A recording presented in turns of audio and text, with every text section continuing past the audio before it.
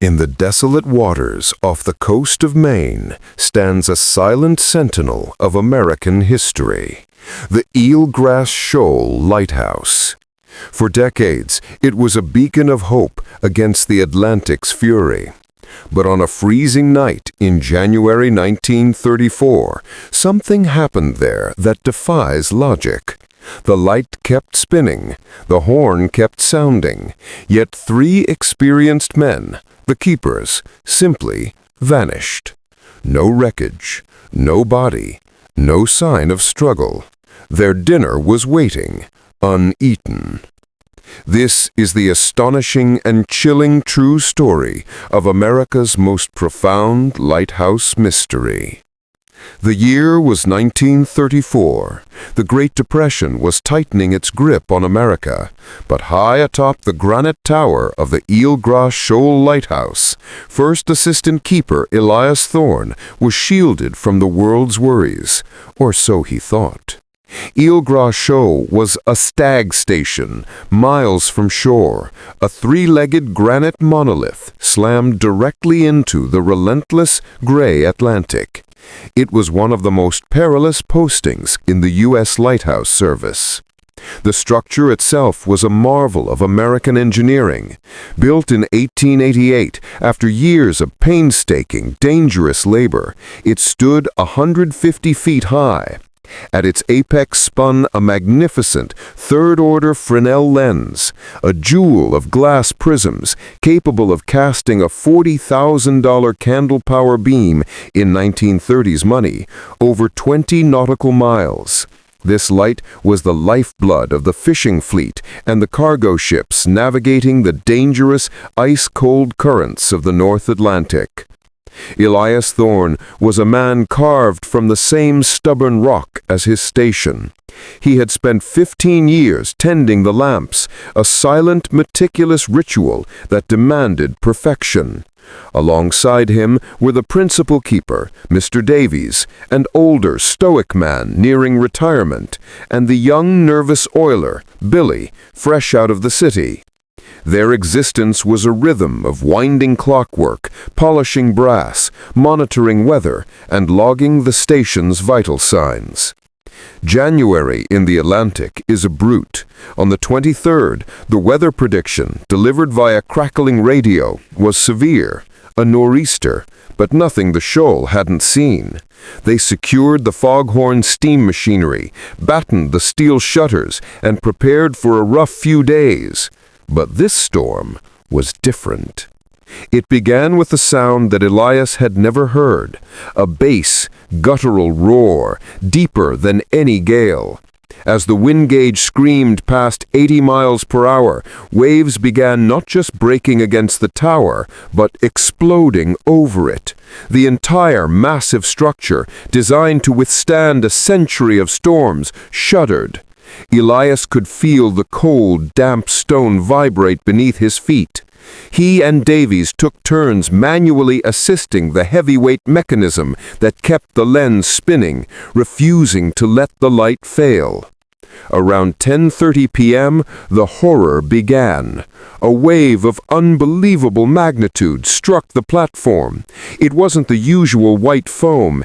It was a dark, solid body of water that briefly swallowed the lower level entirely.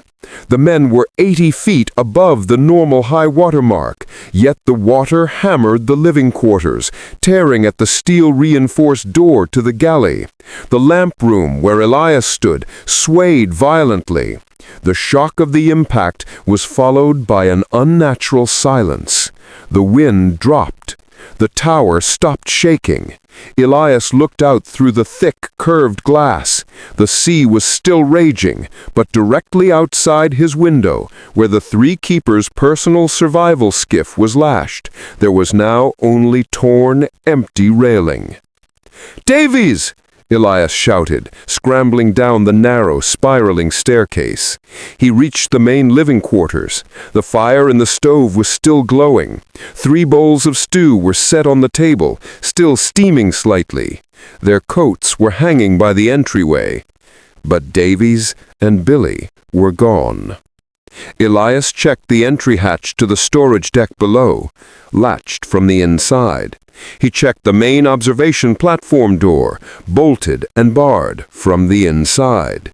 The only way out from the living quarters was up to the lamp room or down to the submerged supply hatch, both sealed.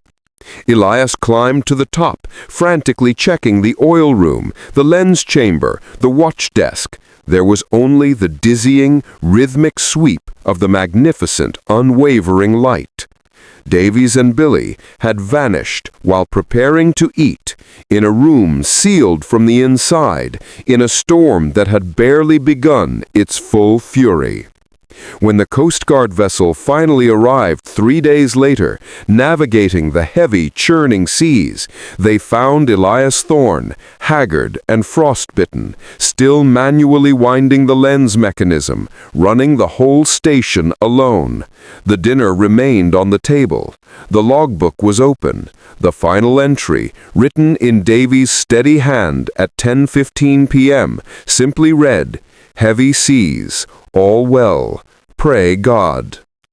To this day, the eelgrass shoal mystery remains unsolved. The official theory, presented to the American public, was that a freak green wave, a massive solid wall of water, had smashed high enough to tear the men off the exterior platform, while they perhaps were making a hasty, unauthorized check. But Elias always refuted this, stating they would never go out in that weather, and even if they had, the exterior hatch was checked and sealed. He lived out his days haunted by the terrifying possibility that the sea, or something far more impossible, had breached the tower while it was still sealed. The U.S. Lighthouse service was eventually absorbed by the Coast Guard, a changing of the guard, but the story of Elias Thorne and the two vanishing keepers became an indelible part of the maritime lore of the American Northeast, a granite tombstone marking the terrifying power of the vast, unforgiving ocean. If you enjoyed today's story, let us know in the comments. And if this tale touched your heart, don't forget to like, share, and subscribe for more stories that spark the imagination. And don't forget to ring that notification bell so you don't miss our next deep dive into American history's unsolved enigmas.